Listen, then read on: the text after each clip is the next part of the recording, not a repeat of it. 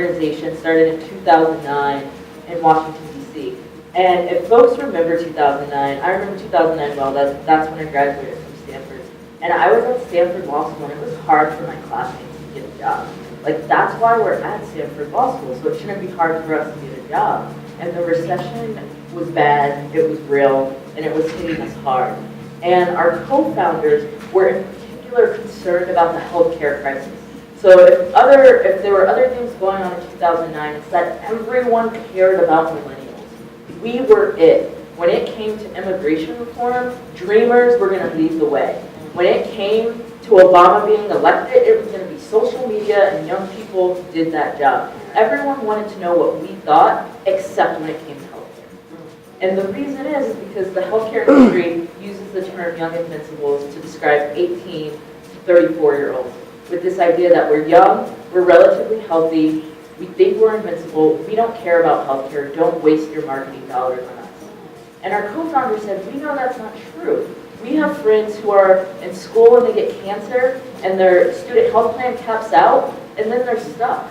You know, we know young people who let that limp from trying to do that crossover, their CP removed in the basketball game. We know that they don't go to the hospital, they just walk around with the limp until it's really bad and then they're in the ER and they're paying as much in one night as they would for a semester at a community college, right?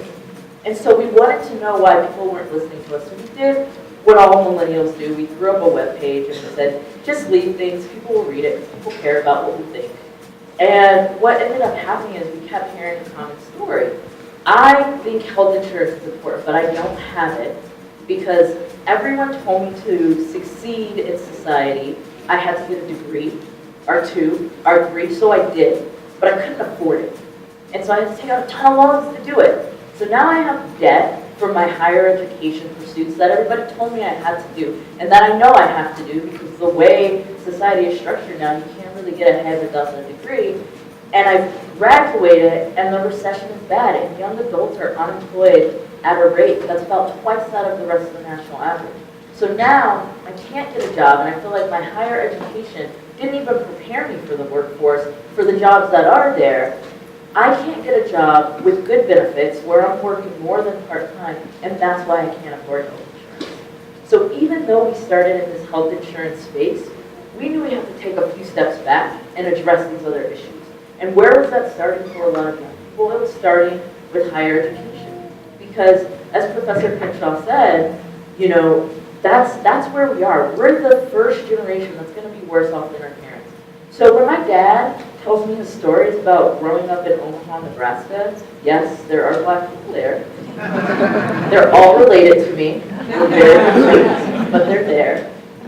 You know, and he tells me his stories about walking uphill to school both ways in the snow. He also tells me stories about his summer jobs where he would work really hard and then pay for school. So why can't I do that? Because that's not our reality anymore. You can't take a summer job and pay for school. We are facing a different higher educational, you know, environment. And what Deborah was saying is true. Policymakers and parents, they're looking at us and they're thinking about college in the same way it was when they went. And that's not the experience anymore. So it's not that millennials are lazy. It's not that we don't care. It's not that we spend all of our time on our cell phones. But if you are on your cell phone and you have to take a picture of me, please tweet to me.